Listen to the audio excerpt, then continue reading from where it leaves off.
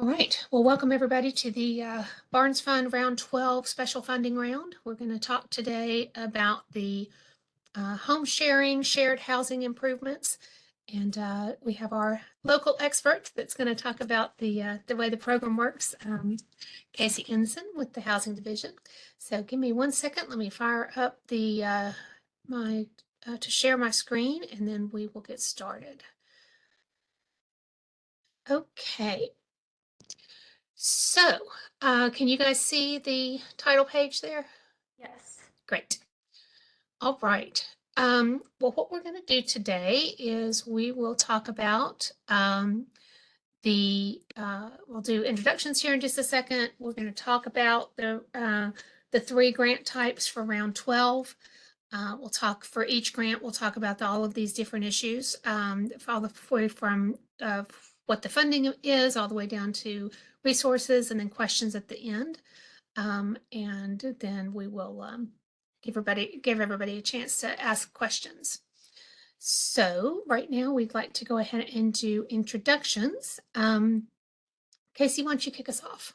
Sure. Hello, everyone. I'm Casey Ensign. I work in the housing division with Karen and Daryl as a policy analyst, and specifically helped a lot on this particular program. So looking forward to share more about it.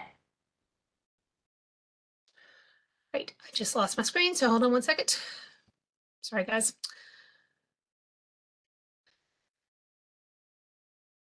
All right, Daryl, can you introduce yourself while I'm fixing this? Yes, my name is Daryl Hill. I am in the housing division. I'm the housing response coordinator. And as Casey said, I work alongside her and Karen in the housing division. Great. And I am Karen Weaver. I am the manager of the Barnes Fund. And Barnes Fund is part of the housing division of Metro. And I've only been here for about 6 months now. And so this is my first time through the funding round. And so it's going to be an exciting time to learn. Brian, can you go next? Hi, this is Brian Drobnik. I'm the Director of Development at Holiday Ventures. I've been doing affordable since longer than I can remember, so very excited to learn about the innovations that Metro is creating. Super. And then Sandra, will you introduce yourself? Sandra McDonald, and I'm just a private citizen. I'm here to find out what's available. All right. Well, thank you. Well, welcome everybody. All right, so we are going to talk today about the grant for home sharing. There are, and Sandra, just to let you know, these are all of the grants that we're talking about today are grants that are being offered to or made available for different nonprofit organizations that would apply for them and then use those grants to, in this particular case, fix up homes that belong to individual homeowners. And so we'll talk through that. We'll talk about the details of each one, and then we will have time for questions at the end. So in terms of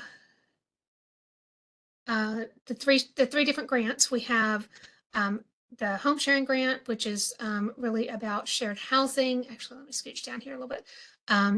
This is the program that we're doing, or the session that we're doing right now. The home sharing improvement grant is really geared toward rehab.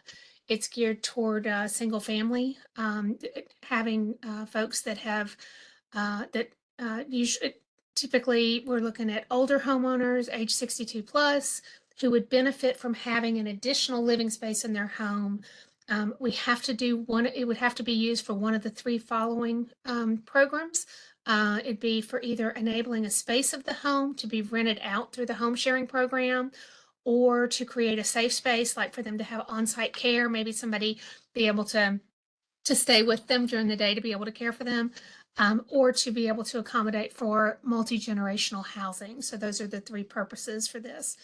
The other 2 grant programs, just so people know whether or not they want to attend some of the other sessions, are grant number 2 is for cooperative housing for families. That is really for converting rental, typically rental multifamily programs into a cooperative where folks would have an ownership or an equity interest.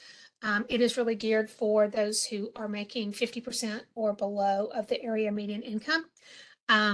And then the third one is the Shared Equity Homeownership Program, and the session for that will be tomorrow morning at 10, and that is really homeownership oriented and talking about those groups that have had historical barriers to homeownership, who have perhaps not had equal access to being able to get into homeownership. And so that's the Shared Equity Program. So the Cooperative Families workshop will be at 3 o'clock today, and then shared equity will be tomorrow at 10.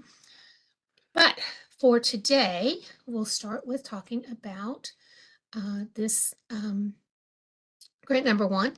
And so, Casey, you want to kick us off? Sure.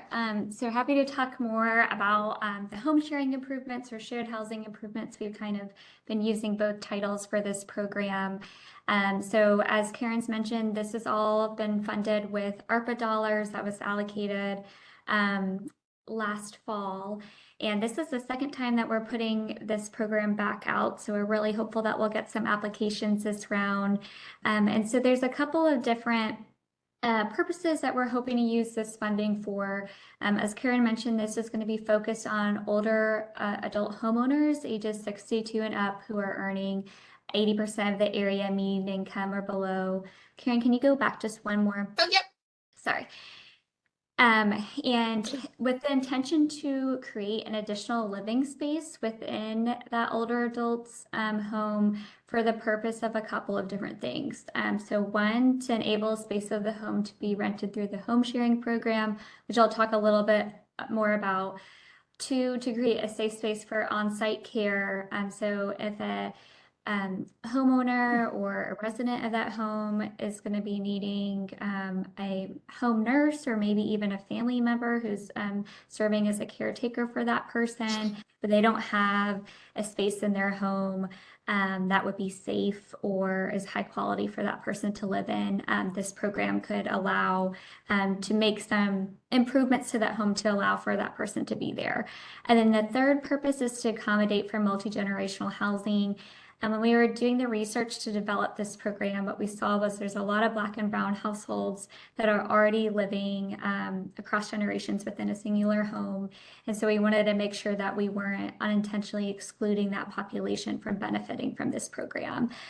So really, again, the intention is for an older adult to be able to have an opportunity to make, I would say, more than just kind of your basic repairs to the home, but really some significant improvements to allow for that home to accommodate for an additional living space for one of those three purposes. Next. And before I jump into these, I did just want to mention quickly the home sharing program. So similar, or at least related to this program, we will be resoliciting an RFP for the home sharing program, and that program will connect an older adult homeowner with a prospective renter through a technology platform, which will help with sort of the matching process.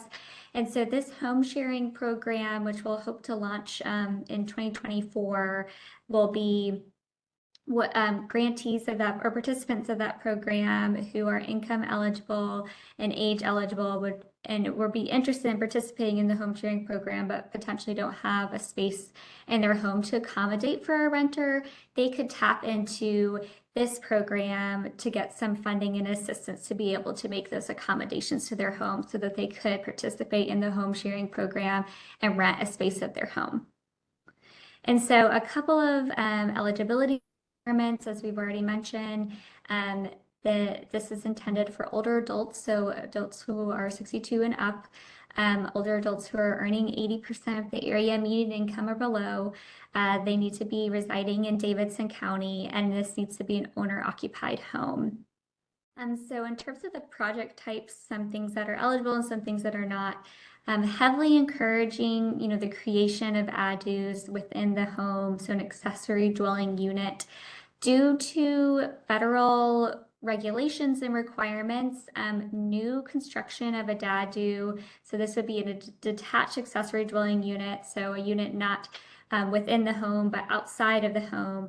New construction of a DADU is not eligible because it would trigger long-term affordability requirements that would be very difficult for especially an older adult homeowner to be able to comply with.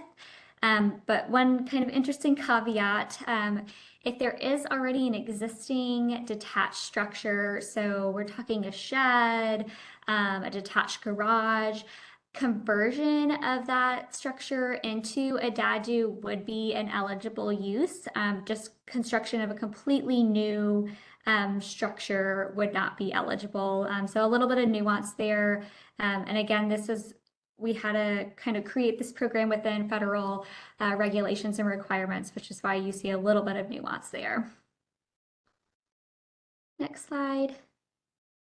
So in terms of eligible developers, this program's flowing through the Barnes round. So it does have similar policies as you would see in our typical Barnes rounds.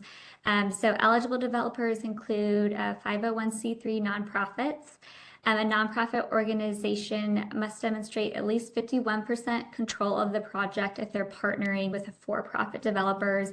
But partnerships are encouraged, especially for these projects that may be more innovative and a little bit different and require more of a partnership model.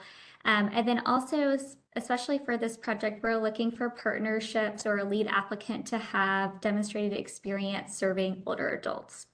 In terms of the financial standing, an audit is required for organizations with a budget over $500,000.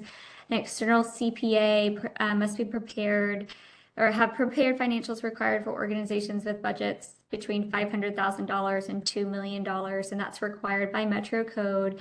And a new requirement for this round is that all organizations need to submit their most recent board monthly financial report. So this would not be something CPA prepared, but a board monthly financial report. Next slide. So for this particular program, we have $1.2 million allocated for funding. For the home sharing program, which I discussed a little bit about, we have $300,000 specific for that program. So really 1.5 million total to really support home sharing generally across the county. Similar to Barnes Rounds, we do have a small organization set aside, which will be 20% of that 1.2 total, so $240,000. Similar again to Barnes Rounds, if we don't have any small organizations apply, that set aside can be used towards other applicants. Small organizations are considered small if they have budgets under $2 million, and the maximum amount a small organization could receive is $750,000. And there is no maximum amount for organizations that are not considered small organizations. The maximum investment per unit is $70,000. We want to make sure that we changed this from the last round where we had capped it at $40,000. We received some feedback after that round that was maybe a little bit too low, and especially when we're talking about more significant improvements to homes that might require some infrastructure upgrades, that increasing that allocation was going to be important. So we increased it to $70,000. And again, comparable to former Barnes rounds, the developer fee is capped at 20% of the total grant. And so again, investment per unit, the maximum per unit investment should be $70,000. So this would be the maximum amount that a household could receive to make those improvements to their home, or up to 25% of the value of the improved home. So again, that would be whichever was higher. Is that, I'm looking at Karen to make sure I said that correctly. Yeah, I think the maximum was 70 regardless. And then if we can do up to 25% of the value of the improved home. And we've actually got a slide at the very end of this that we can show on kind of, if you're going to pull that from the property assessor's office, where would you look and what are you looking at? But it's really the home improvement itself, not the land. Great, Yeah. thanks, Karen. And we also made some updates to the lien structure. This was another area that we had received some feedback from community partners after the last round. And so we made some tweaks to the lien duration is dependent on the amount invested in that property rather than just having a set lien amount. So you'll see this is kind of tiered. So the lesser investment on a particular unit would have a shorter lien term versus if there was a higher investment that would impose a higher or a longer lien term. So up to $10,000, that would impose a lien of 2 years, whereas $70,000 investment would impose a lien of 8 years. This is ARPA funding, so it does have a timeline attached to it. So all projects must be completed or the funding must be expended by 12/31/2026, so December 2026. As all Barnes and Metro grant contracts are, they're a 2-year term. And Karen, can you go back just one more? I'm so sorry, I jumped ahead there. Oh, you're fine. It's a 2-year contract, and due to the timeline that again is imposed federally, we would not be able to have any extensions. And as part of the application, applicants will be asked to provide a detailed timeline showing that they could finish the projects by the deadline. Right. All right, Karen, I'll pass back Yep. to you. Okay, there we go. So let me tell you a little bit about the way we're doing this, the round this year. We've set this up so that we have some initial minimum standard requirement that if these criteria are not met, the application won't even go in for review. So these are the 4 that are the most important to make sure that this is a good fit for your organization. So the first one is as you might expect, complete the application fully, make sure that everything is there, make sure that all of the details are filled out, that you've got all the uploads that are supposed to be filled out. We've talked about financial standing. Casey already covered that. Audit financials, board financials, all the financial questions on the application. Sorry, I keep going. I've got 2 screens going here and I keep hitting the wrong one. On organizational information, this is just really basic information about, so sorry guys, my dogs are downstairs and they're going to be barking. But this is really, the lead organization has to be a 501c3 nonprofit. You can have additional partners, as Casey mentioned, either for-profit developer or other nonprofits. But that if any members of the leadership team on this grant are involved in a lawsuit or outstanding claims for safety violations or wage claims or wage payments, you would not want to go forward with your funding because that'll just kick you right out. Then the last thing is, as Casey said, the 20% development fee. So let's skip to the next slide. All right. So then we have the section of the application that is considered to be the required elements. Here, if you don't,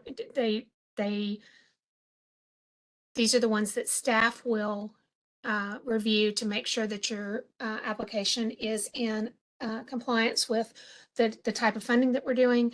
But it's not, if you didn't have an answer to every single question, then or if you gave us an answer that we weren't expecting, it's not going to kick you out of being considered the way that the items 1 through 4 do. So development team, experience and capacity. Sorry, let me back up. Every question in this particular section is worth 10 points.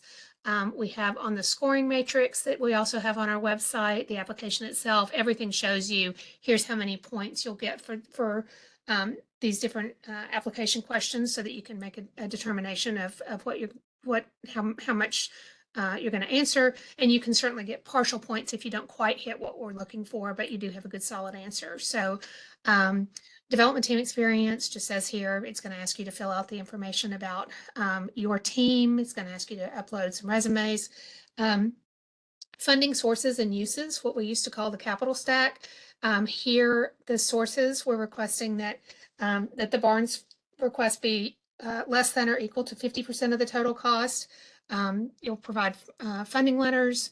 In terms of the uses of your dollars, we'll want you to do a detailed budget to show what you're going to be doing with your money, and then which of those 3 funding purposes you'll do that Casey talked about the addition, the living space, or the on-site care, or the multi-generational space. It can be more than those. It can be more than one of those. It could be several of them. And then development fee, if you'll also just include information about what you're going to use that developer fee, and if you've got any consultants, put their information in as well. Then when we talk about the evaluation criteria, this is where where our external reviewers get involved. Folks from the we've got selected number of folks from the community who will go in and evaluate the applications as well. And here's really where you're going to put the meat of your application. We'll have you talk about, obviously here, the project approach, how many people you're going to serve, marketing and outreach. We are asking that people really give thought to, are you reaching into all of the different cultures and neighborhoods and languages and various communities that Nashville has? And so that might mean that you need to partner with a program that serves a different population than what your traditional population might be. And so those kinds of trusted community advocates, either for diversity or also for older adults, will definitely help in your scoring. Participant engagement, we have a lot of our programs have got homeownership counseling in them. I think in this case, what we're looking for is, are you educating those homeowners about the rehab process itself? How this project might be different from just having a contractor come in and, fix your bathroom or something like that. This, we want folks to understand that this is a little bit, how this is a little bit different from kind of a more traditional repair. And then we also want you to talk to the individuals about the timeline and make sure that they understand what they're signing on for. And then in terms of design and sustainability, really just looking for, sorry, my dogs are going to drive me crazy in the background. I don't know if you guys can hear them. But apparently the Amazon people are here today. But we're doing the ADUs, talking about, we'll have universal design checklists that are involved. And so you'll just fill those out and let us know a little bit more about your project. All right, let's talk about the next one. All right.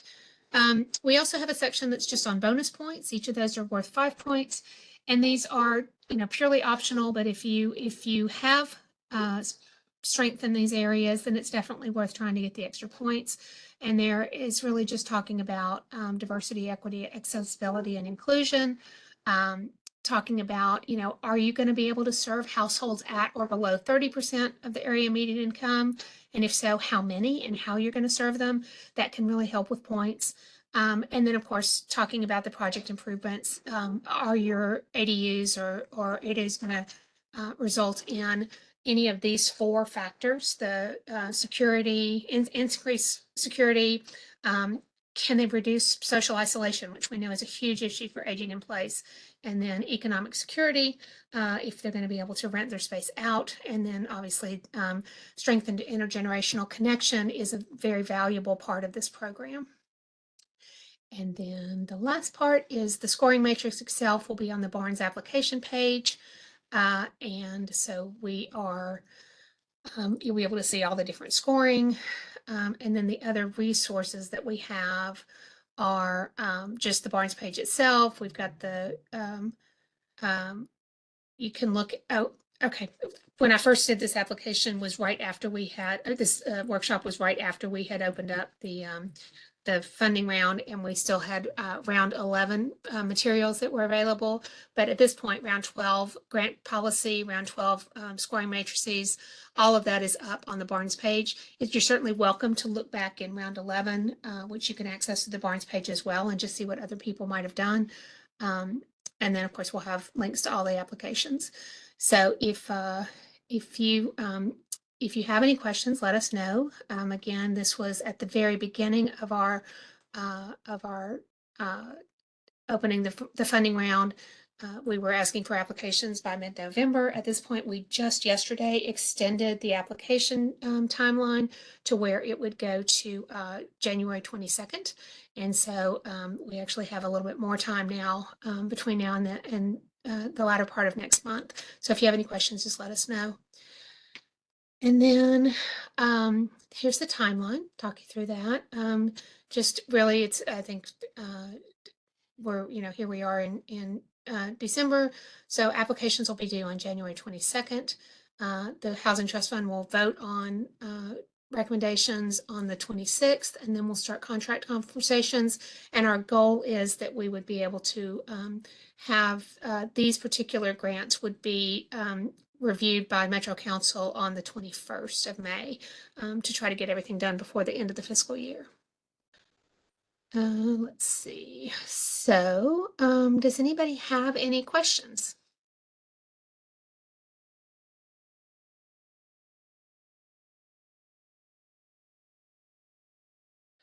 Deafening silence in the room. I All don't. right. Okay.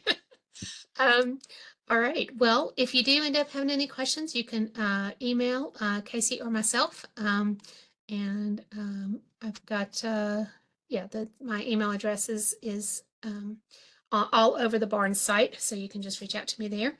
And then if you have any questions about how to figure that 25% of the improvements, let me just take 2 seconds since we have a little bit of extra time here. So if you go into the, if you're trying to look at the property values for a particular project, and you go in to see, okay, here's what's on the property assessor's website. You open this up, and then you'll go in and you're going to look just at the improvement value.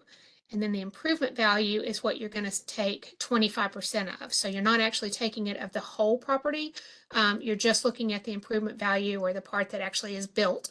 And so you take that 259,100 times 25%, and that would be your maximum loan amount. And so since that is less than the 70,000, you couldn't go up all the way to 70, but you could certainly do that 64.7 as your loan amount. Does that make sense?